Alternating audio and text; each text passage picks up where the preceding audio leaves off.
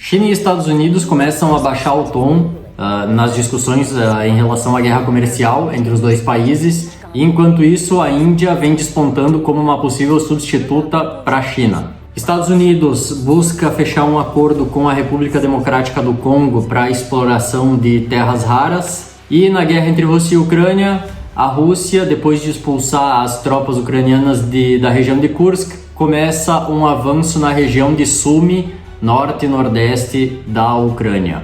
Bem-vindo ao canal Geopolítica Mundial. Se tu gosta de conteúdos de conflito e geopolítica, já se inscreve no canal, curte o vídeo e compartilha com um amigo.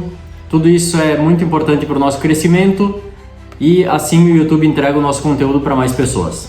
A guerra comercial entre Estados Unidos e China então chegou ao ápice dela 2 semanas atrás, com os Estados Unidos chegando a 245% de impostos sobre produtos chineses e a China 125% sobre produtos norte-americanos.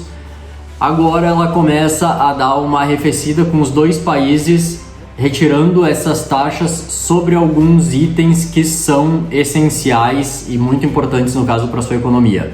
Muito se fala sobre as taxas que os Estados Unidos têm retirado, tipo eles recentemente tiraram os impostos sobre algumas peças de carros para ajudar a indústria automobilística norte-americana enquanto eles não encontram um substituto adequado.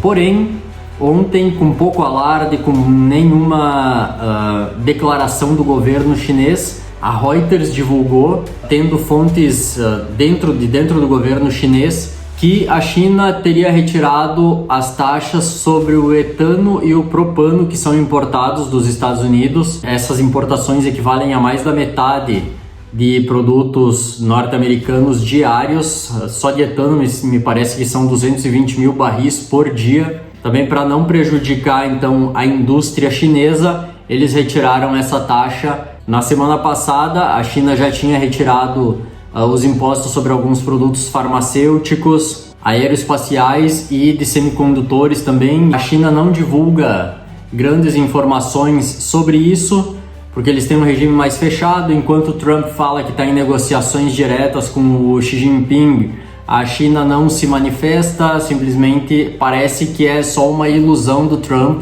as coisas que ele está falando, mas no final a China está sentindo também essas consequências das tarifas. Um outro caso também são as companhias aéreas que registraram prejuízos similares à da pandemia em 2020. Então essas informações não são divulgadas amplamente, só se divulga a parte de que as companhias chinesas cancelaram acordos com a Boeing de compra de diversos aviões, mas eles também estão sentindo essa questão das tarifas e estão tendo prejuízos significativos. Com isso, a situação chinesa se agrava também porque a Índia está surgindo como um possível substituto. A Índia, obviamente, é o país mais populoso do mundo.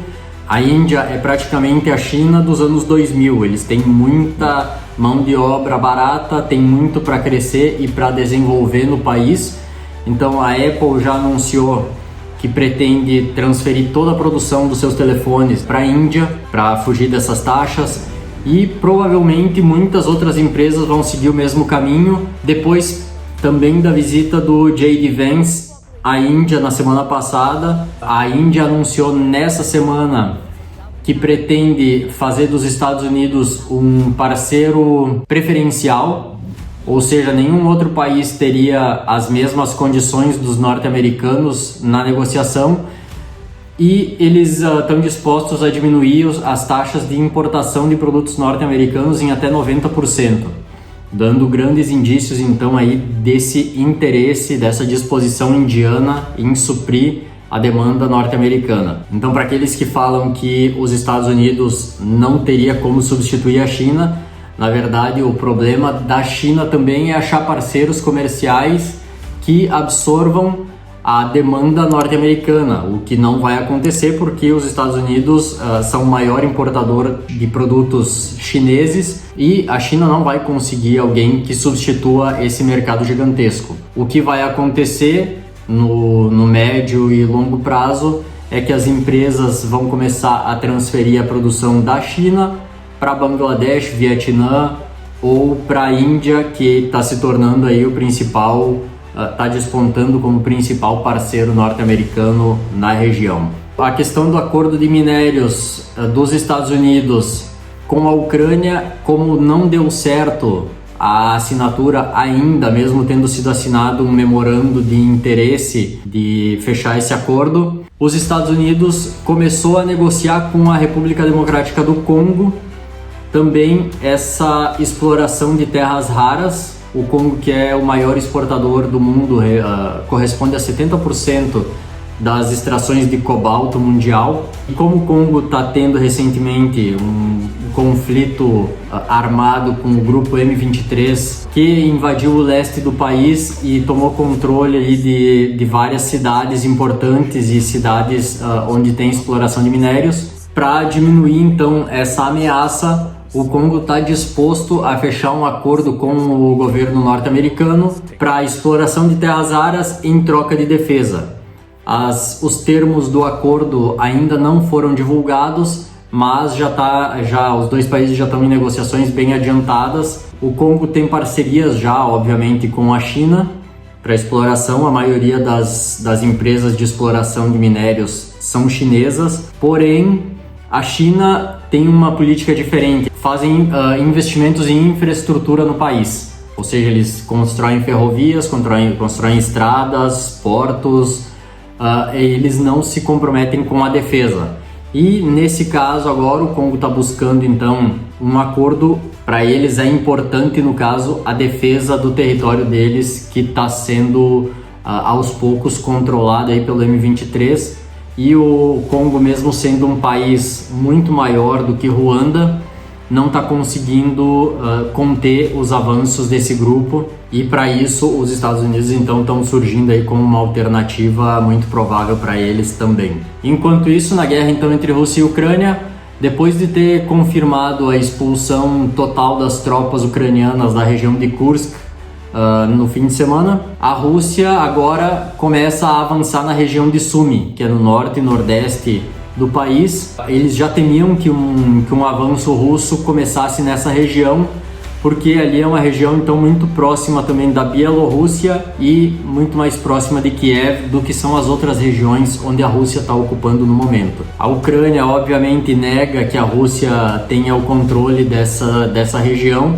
mas conforme o site Institute for the Study of War, eles declararam já que a Rússia está dominando ali aproximadamente 50 km² na região de Sumy. Obviamente é uma região praticamente irrisória, mas já marca um avanço russo ali. E enquanto isso, o Zelensky também faz afirmações de que a Rússia estaria preparando uma nova ofensiva para o verão. Ele fala que tem tropas russas se reunindo na Bielorrússia, mais de 100 mil soldados já foram contabilizados, e ele alega que essa ofensiva poderia ser contra um membro da OTAN, como a Lituânia, a Estônia ou Polônia. Os Estados Unidos têm tentado mediar um acordo de cessar-fogo permanente entre os dois países, obviamente, isso não é novidade, mas a questão é que a Rússia não aceita um cessar-fogo nas condições ucranianas e a Ucrânia não aceita o cessar-fogo nas condições russas.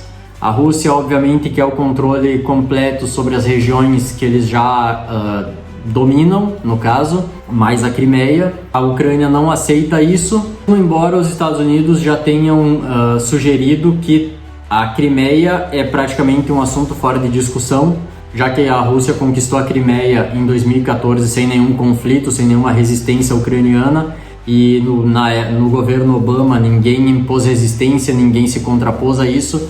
Então agora esse é um assunto já fora da mesa de discussões.